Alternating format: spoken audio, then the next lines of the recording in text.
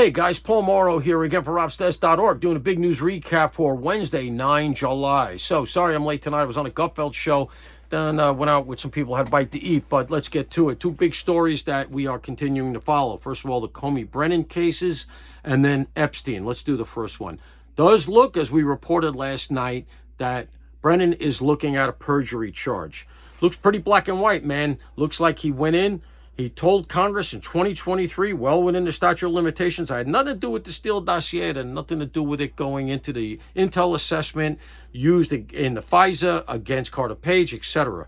Well, now it's emerging from further federal investigation that, in fact, he did. And it's in emails, and it's going to be pretty tough for him to argue his way out of this one. He may try to get to an intent issue and say, look, I didn't remember or something, but good luck with that. I think he's going to get indicted. Here's the thing. He's not going to plea, so we're going to have a trial, and that's going to be ugly, man. And, you know, look, he's a strange guy, and God help us if he takes the stand. He's not going to do himself any favors.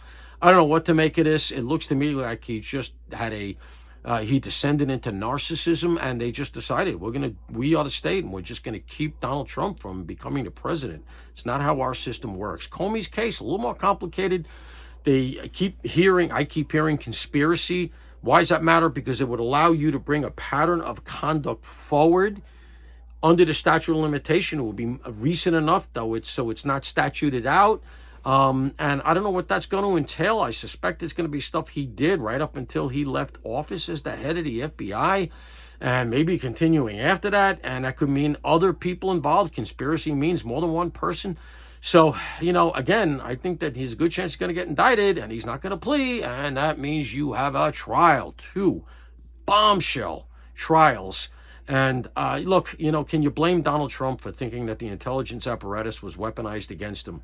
I know people in the intel world who are very disparaging of that. Well, I don't know if they're disparaging anymore to start, and if they are, they should check themselves, because some of the stuff that's coming out here shows you that Donald Trump had a case. And some of the behavior here, especially Brennan, is just, from where I sit, unfortunate, because it's going to mean that heads of intel agencies, and it feels kind of third worldy, are going to end up on trial here.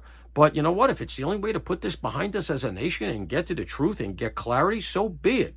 If you did it, guys, I'm sorry. You got to face the music. Really unfortunate and really stupid.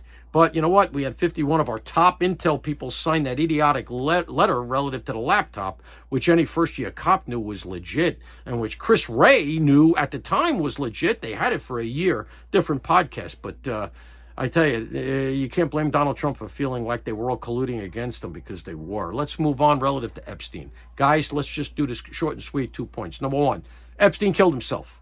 The idea that there was this vast conspiracy of the entire corrections shift, the shift boss, the warden, all right, the NYPD detectives that responded to see if it was a homicide, FBI and DOJ that investigated it, the IG of DOJ that came in and looked at it, because they would have as federal officials.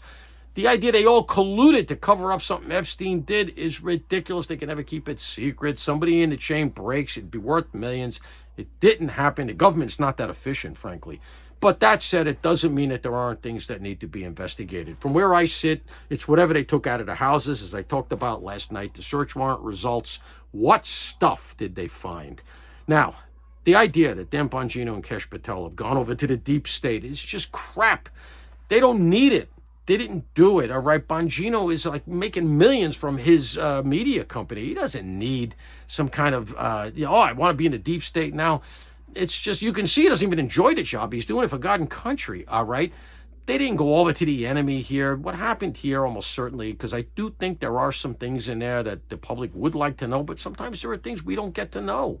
And maybe there's nothing there. Maybe there is something, but throughout history, this has happened. Happened to JFK administration. They got in, they opened up the vault, they realized, oh my God, there's a lot of heavy stuff here. We got to really figure out what we're going to do. I think that there's a lot of that here. And I think that they had some leverage that they've gained from some of Epstein's stuff, and they don't want to give that up now that they're in the intel world. But that said, I just hope it's worth it.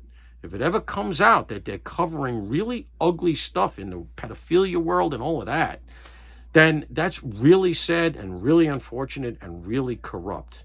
And finally, I do think that Pam Bondi blew the messaging here, and that's really part of this. Paul Morrow for the Ops Desk.